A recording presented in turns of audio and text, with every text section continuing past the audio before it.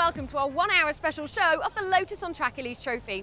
We're here at Brands Hatch for a very prestigious weekend supporting the A1GP.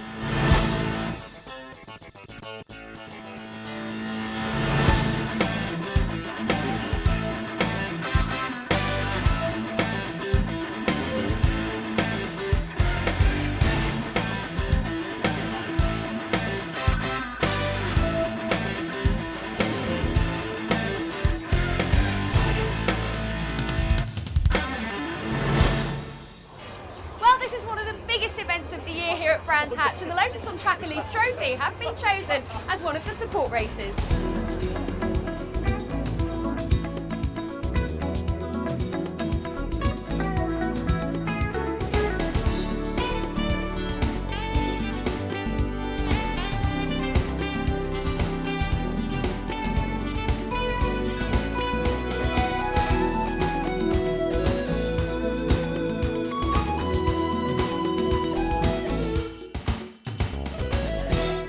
It's amazing to think that just 2 years ago the series didn't exist. Just over a year ago we started at Brands Hatch with a full grid of 32 cars. A year later we've got 44 cars on the GP circuit supporting the second biggest race meet in the UK. It's been fantastic. And you're straight out after A1, so you're going to have some pretty big crowds as well. We're hoping that a few of the crowds are going to hang around and watch us race. Fingers crossed. Today the Lotus drivers have a rare opportunity to race on the Grand Prix circuit here at Brands. To take us through one of those laps is GT driver Rob Bath. Coming across the start-finish line to start our lap of the Brands Hatch Grand Prix circuit into turn 1 at Paddock Hill Bend. Paddock Hill Bend, fast right-hand curve. The TV does the gradient no justice whatsoever, steeply downhill upon the exit.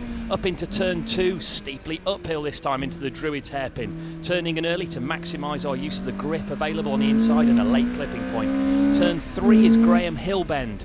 Relatively fast, tricky left-hand curve, falls away on the exit. And then turn 4 is called Surtees, an uphill left-hand curve that leads onto the back straight here at Brands Hatch. Coming to Surtees now.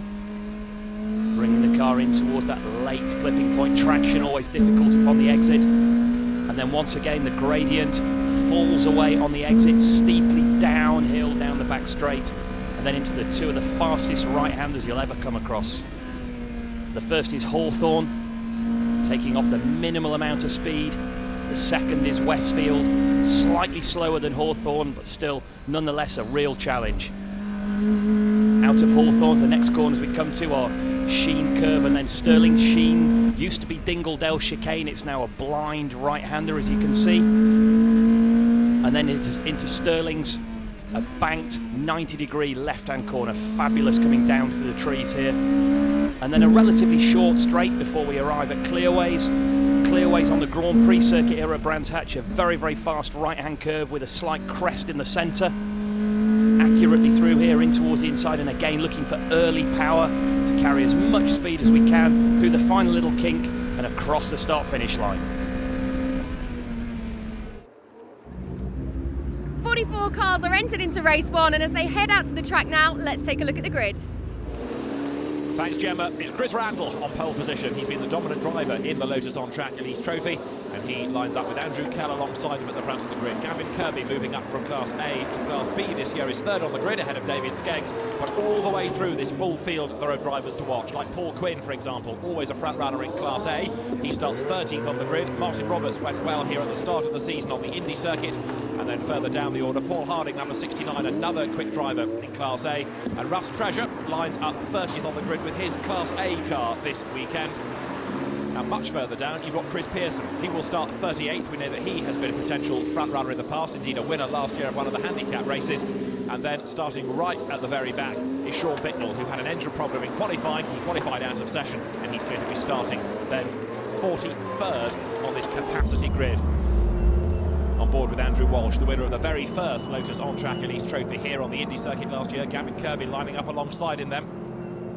We're about to go racing as the lights go out, away they go. Slow start made by Gavin Kirby, but a good start made by Chris Randall, and Andrew Callum bit sluggish away as well. That means that David Skeggs has gone round the outside of him, and so as they head towards Paddock Hill Bend for the first time, it's Chris Randall in the lead. Everybody else funneling through. Are they all going to survive? The right-hander, yes, so far so good. Up towards the Hepburn at Druids. You've got David Skeggs then going up into second place after a good start. Andrew Kell third, and one in the gravel already. That, I'm afraid, is Chris Headlam. The former kart racer, new to car racing this year, is off at just turn 2. So Chris Randall leads, Skeggs is second, Kell third, the recovering Gavin Kirby is fourth as they come out of Graham Hill Bend and along Cooper Straight for the first time. Now is the fabulous Grand Prix circuit in use this weekend. That's going to be a real test of many of them as the cars will funnel their way into the left-hander and now make their way out onto the Grand Prix part of the circuit. Steve Williams, number 18, coming under pressure. Paul Quinn goes through, the rest of the field all file through. It's great to see 44 cars here, plus reserves indeed this weekend, as now up on the inside for second place goes Andrew Kell. He's gone through on the inside of Skeggs, and this is Gavin Kirby's view. His fourth comes now through Hawthorns. Along the short straight up towards Westfield, Kirby makes a move on the inside there. He's going to go through to third. Is he the expense of David Skeggs? The two absolutely side by side, but David Skeggs just hangs on to the place there. Right in his wheel tracks now is Gavin Kirby, and this little battle means that the race leaders are pulling away. Gavin Kirby for the moment stuck there behind David Skeggs, and then in fifth place you've got Andrew Walsh. They turn their way now to the left of Stirling's and drop down towards Clark Curve. On board with Walsh now. Under the bridge, into Clark Curve. Chris Randall leading then, Andrew Kell second. In third, you've got David Skeggs, and the rest of the field will file through. Chris Randall's advantage at the end of lap 1, though, is a massive one. It's a 20-minute race, and the rest of them are going to be lucky, I think, to see him again before the podium. Across the line they go. Andrew Walsh there having to defend at the moment because he's got Mark Gooday tucked up behind him through Paddock Hill Bend. There you can see Gavin Kirby now. You're on board with him right on the tail of David Skeggs, but there's a yellow flag ahead as they go up towards Druids. That's because of Chris Headlam's car. Well, there's a change of place anyway because Gavin Kirby goes through on the inside.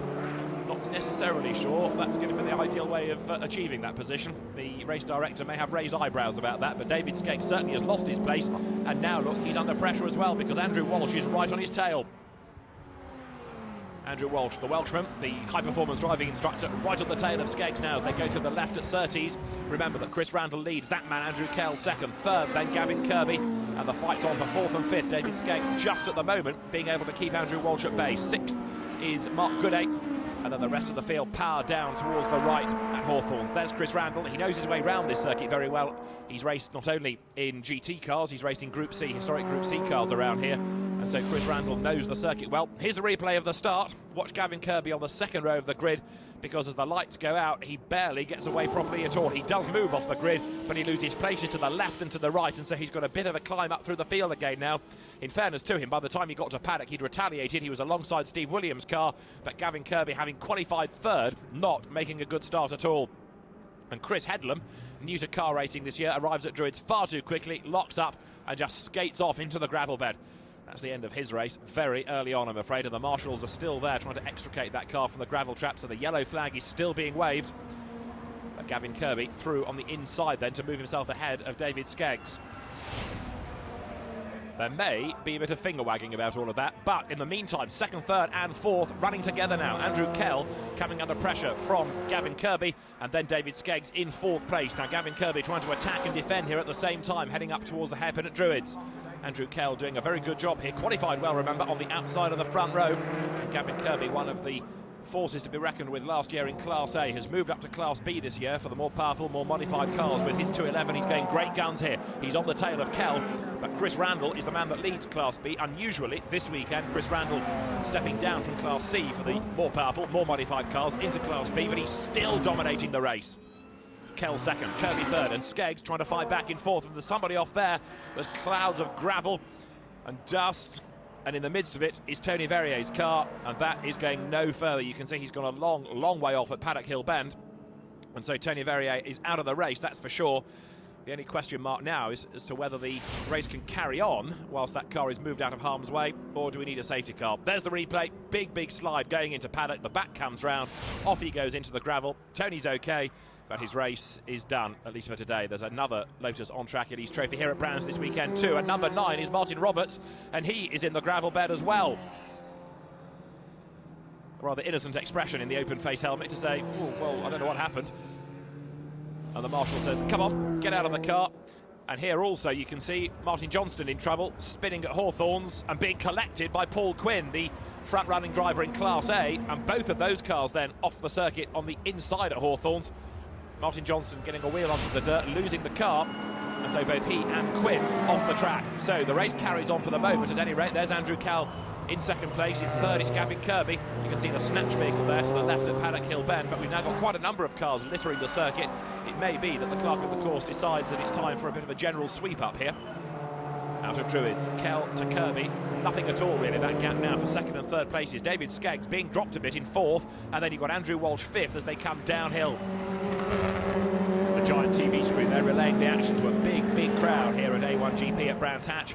And Andrew Kell, second, knows now that he has his work cut out to keep Gavin Kirby at bay. Kirby right on his tail, David Skeggs is there in fourth, and the safety car is on standby. Now, is that going to be deployed? Let's see, the leaders have gone through. The safety car remains at its position at the back of the pits. They're ready to join in on Cooper Straight. But as yet, it has not been sent out onto the circuit. So, one or two of the drivers seeing the yellow flags, they'll have perhaps seen that safety car on standby as well when they last went along Cooper Straight. Is that going to be deployed? If it is, of course, it will take away Chris Randall's lead, and this will throw a lifeline to Andrew Kell. Good little battles going on lower down the order then as the Class A cars turn their way up through the hairpin at Druids. Number 73, Adam Hamilton-Fletcher, keeping at bay Mark Peasy. Right, is the safety car about to make its way onto the track? It needs to find, of course, the blue car of Chris Randall. While the safety car boards are being prepared, the yellow flags are being waved, and so it looks as though we are going to have the race suspended. The safety car is on track then, and that means that everybody bunches up behind it, and all those gaps are suddenly eradicated. Number 19 there has made great progress. That's Sean Bicknell up from the back of the grid with his 1.8 litre turbocharged 20-valved engined Exige Series 1.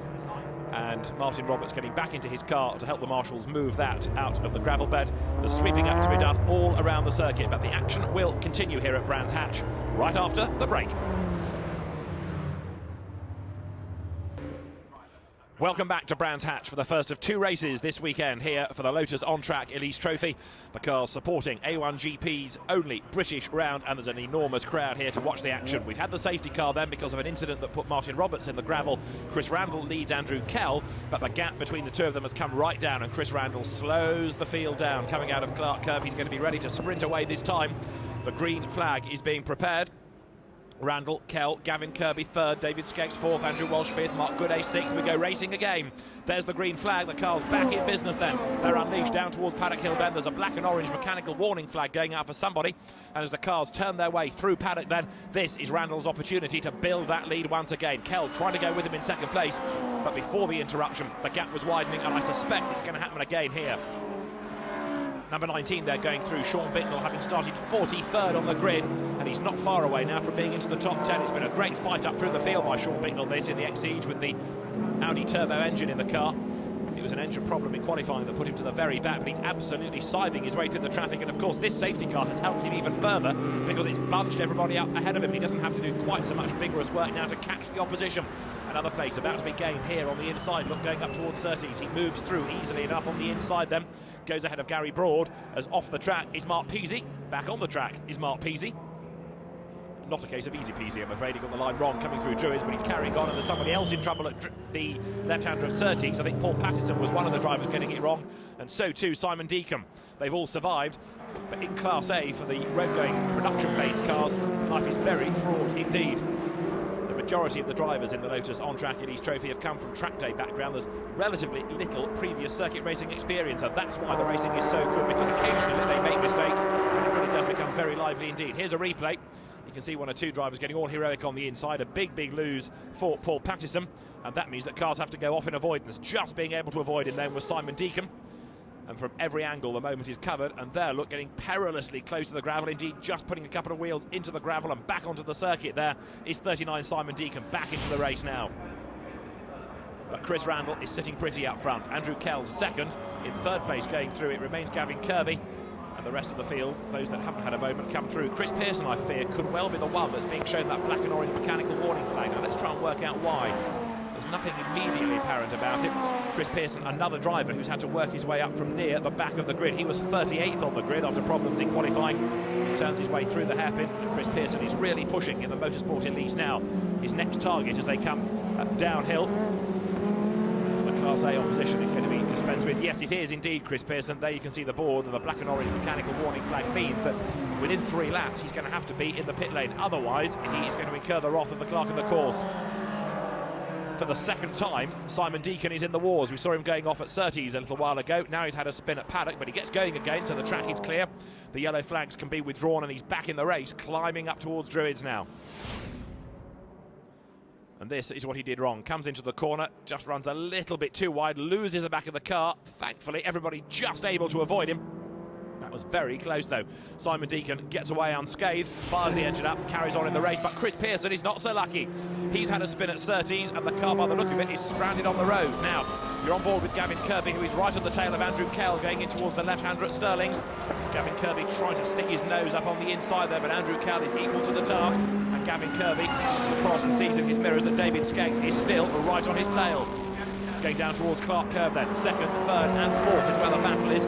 It's Kell, Kirby and Skeggs up over the line, and in fact now that David Skeggs has latched onto the tail of Gavin Kirby, so that means that Kirby is defending, he's going a bit slower, and Andrew Kell is breaking away. I still don't think Andrew Kell is going to be able to do much about the leader, Chris Randall, though much the most experienced driver in the race, really. Andrew Kell, in only his 2nd season of car racing, is leading his class, and that's going to be important to him as well. A class win would be very sweet indeed here this weekend. Kirby 3rd then, David Skeggs 4th as they come through the hairpin and drop down once again towards the left-hander at Graham Hill Bend. The safety car for the 2nd time in this race is being deployed. Out on track comes the safety car. The yellow flags are there, the boards are there. We don't have much time left within the 20 minutes. Now, Chris Pearson gets back on board the Motorsport Elise. You can see the recovery team is there ready to attach the tow rope and pull the car out of the way.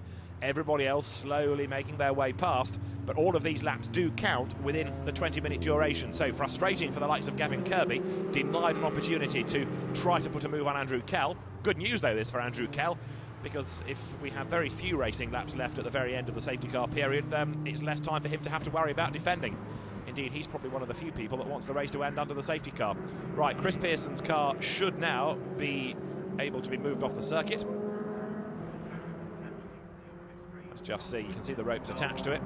Chris Pearson wriggles around in the cockpit, gets himself in equivalent of the passenger seat, puts the wiper on, and steers randomly as the car comes off the circuit. Right, so the track is now clear. We should be in business this time as soon as the clerk of the course is happy that that car is in a safer place. Very frustrating though that for Chris Pearson, one of the quicker drivers within Class B, and he had been doing a good job getting his way up the order. So he can hop out of the car,